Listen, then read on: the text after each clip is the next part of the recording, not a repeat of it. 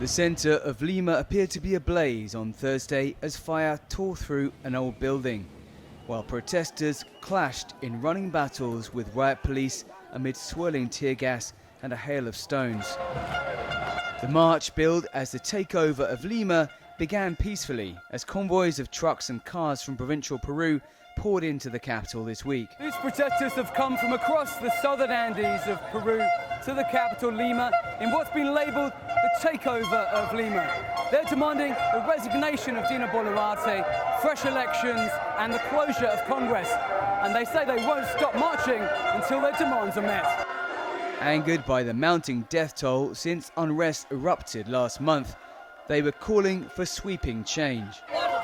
We want justice. We don't want our dead to be forgotten.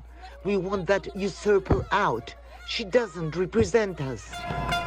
Marchers chanted, "Dina, murderer, the people repudiate you," as many blamed her for more than 50 deaths since the turmoil began 6 weeks ago.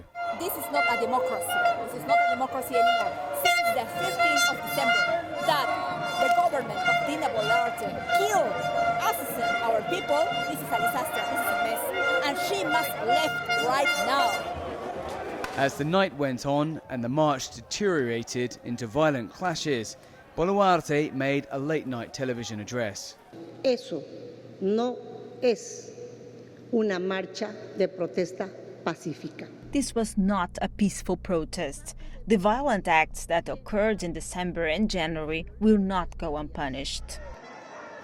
In a show of strength, she said the government was united and accused the protests of having no social agenda.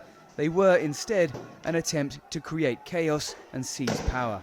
Al pueblo peruano, a las hermanas y hermanos to the Peruvian people, to those who want to work in peace, and to those who generate acts of protest, I say, I will not get tired of calling them to a good dialogue, to tell them that we work for the country.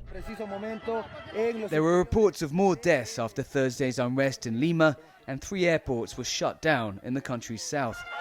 After a month and a half of turmoil that has left much of the country paralyzed, there is no end in sight.